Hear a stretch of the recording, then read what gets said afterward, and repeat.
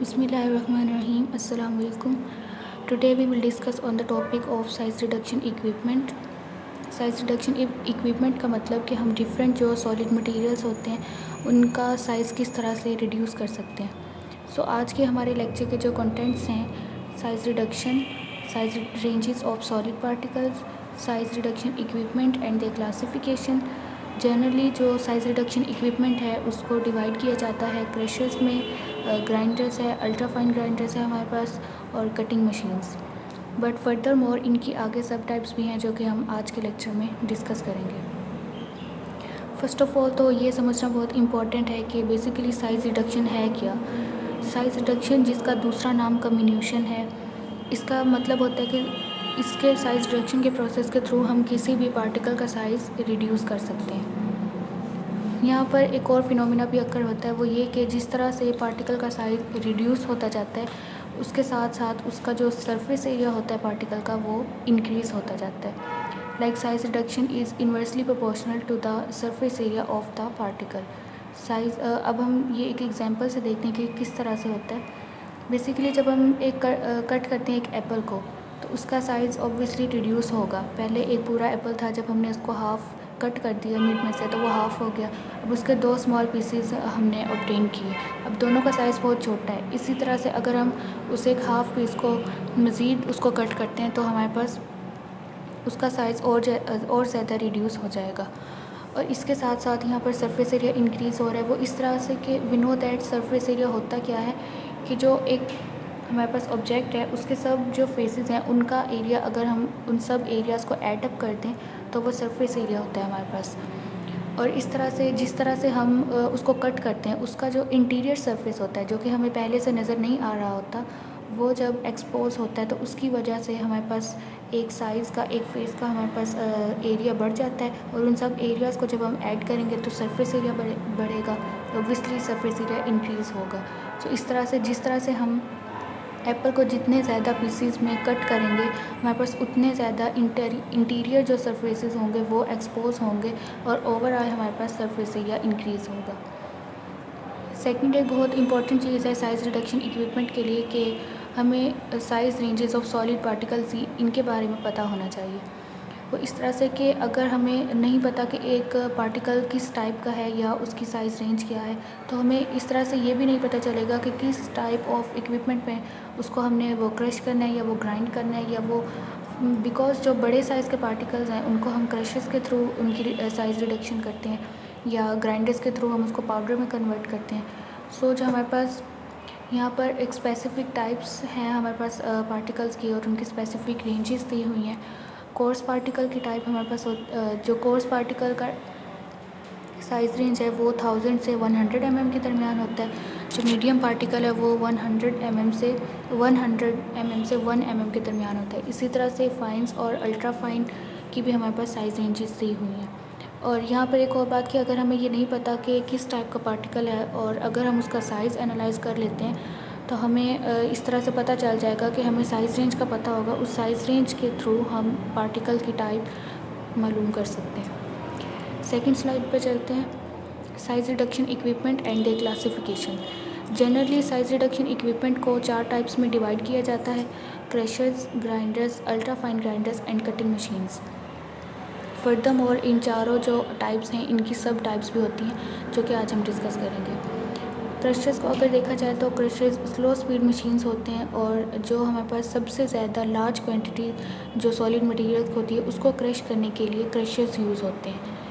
Crushers जो solid materials होते हैं उनके बड़े बड़े पीसेस को क्रश करते हैं और हमारे पास साइज़ रिडक्शन के लिए डिफरेंट प्रोसेसेस होते हैं, लाइक कंप्रेशन है, एट्रिशन है या शेयर और इम्पैक्ट के थ्रू हो सकती है साइज़ रिडक्शन। सो जो क्रशर्स हैं वो कंप्रेशन के थ्रू रिडक्शन करते हैं और compression means to rigid forces. हमारे पास क्रशर्स के टाइप्स हैं। प्राइमरी क्रशर एक होता है और एक सेकेंडरी क्रशर होता है। जो प्राइमरी क्रशर होता है उसने क्या करना है कि फ़र्स्ट ऑफ़ ऑल जो हम माइन से रिसीव करते हैं फीड, मतलब बड़े बड़े वो सॉलिड पार्टिकल्स होते हैं, बड़े बड़े लम्प्स होते हैं, उनको कन्वर्ट करता है primary crusher 250 to 150 mm product में।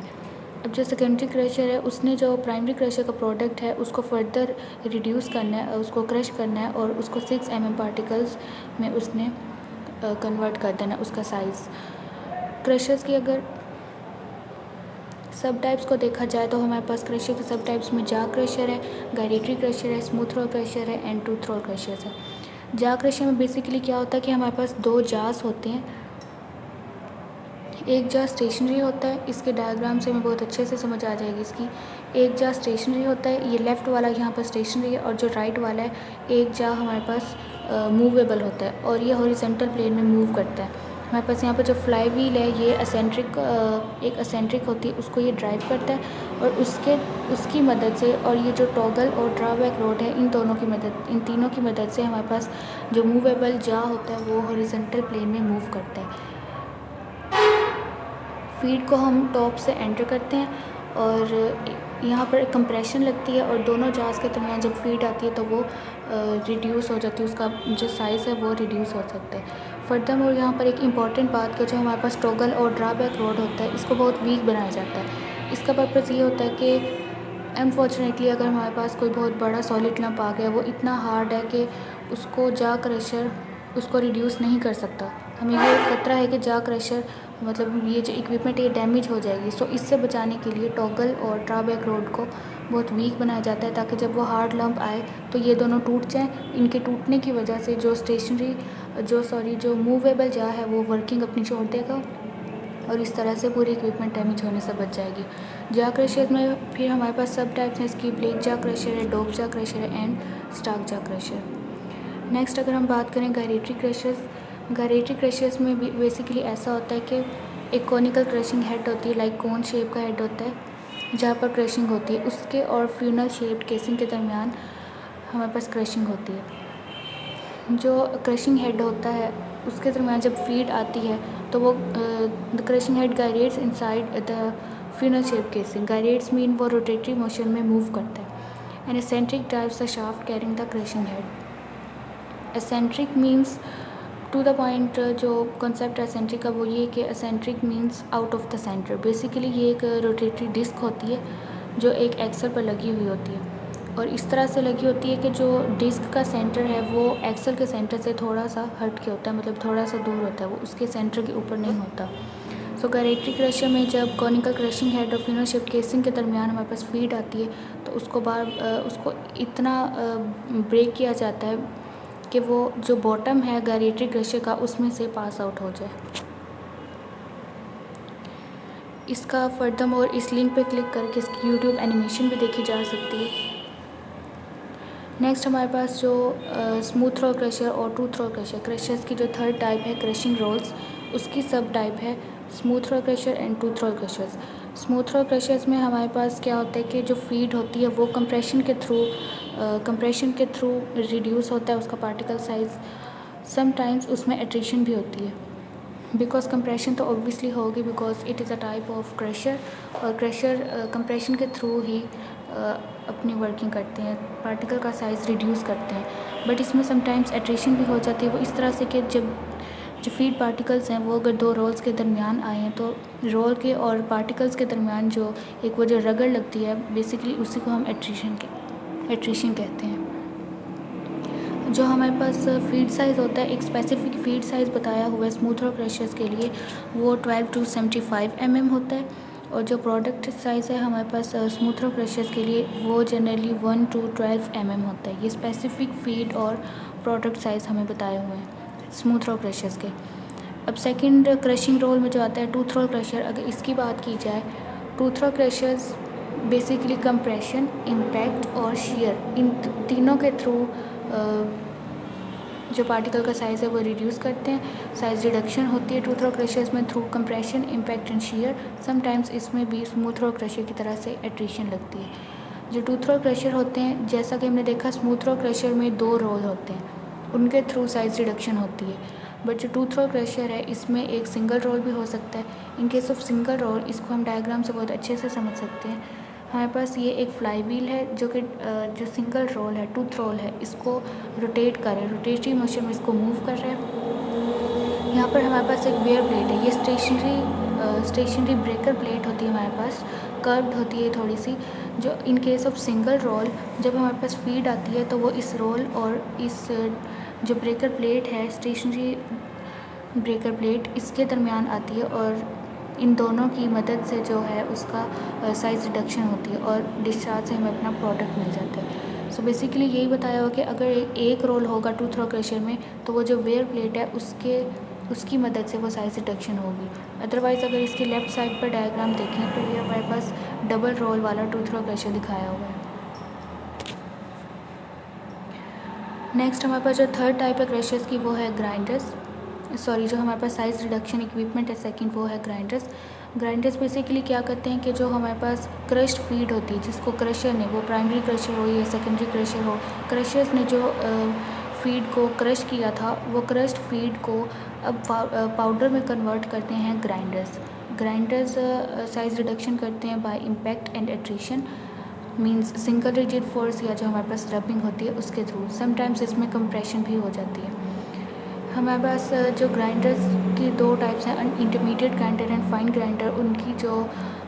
उनका जो हमारे पास साइज़ रेंज है वो हमें बता दिया कि जो प्रोडक्ट साइज़ इंटरमीडिएट ग्राइंडर का होता है वो 40 मैश स्क्रीन से पास आउट करता है, लाइक 0.37 mm ओपनिंग है उस मैश स्क्रीन की। यहाँ पर चूँकि मैश स्क्रीन का जिक्र हुआ तो थोड़ा सा सीव एनालिसिस का व्यू मैं आपको दे देती हूँ। सीव एनालिसिस बेसिकली ऐसे होता है कि जब हम साइज़ रिडक्शन इक्विपमेंट तो एक अलग चीज़, लेकिन जब हम साइज़ रिड्यूस कर लेते हैं तो ऑब्वियसली उसका साइज़ भी तो हमने देखना है कि हमें कितना रिक्वायर्ड साइज़ था, हमें उतना साइज़ मिल गया या नहीं मिला। सो उसके लिए डिफरेंट साइज़ एनालिसिस के लिए हमारे पास डिफरेंट प्रोसेसेस होते हैं, जिसमें एक इम्पॉर्टेंट हमारे पास सीव एनालिसिस है। सीव एनालिसिस में डिफरेंट मैश स्क्रीन जो होती हैं उनको लगाया जाता है। सो बेसिकली यहाँ पर जो प्रोडक्ट साइज़ बताया हुआ है इंटरमीडिएट और फाइन ग्राइंडर का, वो सीव एनालिसिस के सेंस में बताया है कि जो 40 मैश स्क्रीन जिसकी ओपनिंग 0.37 mm ओपनिंग है उसमें से जो पार्टिकल्स पास आउट हो जाते हैं उनका जो साइज़ होता है, मतलब हमारे पास वो साइज़ होता है जो कि इंटरमीडिएट ग्राइंडर से हम रिसीव करते हैं। इसी तरह से जो हम फाइन ग्राइंडर से साइज़ रिसीव करते हैं वो हमारे पास 200 मैश स्क्रीन से पास आउट होता है और उसकी 74 माइक्रोमीटर ओपनिंग होती है। टाइप्स ऑफ ग्राइंडर्स में हमारे पास फिर हैमर मिल्स आती है और रोलिंग कंप्रेशन मिल्स है। हैमर मिल्स में हमारे पास हैमर्स लगी हुई होती हैं तो उसमें बार बार स्टक होता है जब मटेरियल हैमर्स के दरमियान, तो इस तरह से रिडक्शन होती है। रोलिंग कंप्रेशन मिल्स में हमारे पास बाउल मिल्स है, रोलर मिल्स है, एट्रिशन मिल्स आगे आ जाती हैं और टम्बलिंग मिल्स में हमारे पास रॉड मिल्स, बॉल मिल्स और ट्यूब मिल्स। यहाँ पर अगर बात की जाए तो बॉल मिल्स वेरी इंपॉर्टेंट हमारे पास साइज़ रिडक्शन इक्विपमेंट है।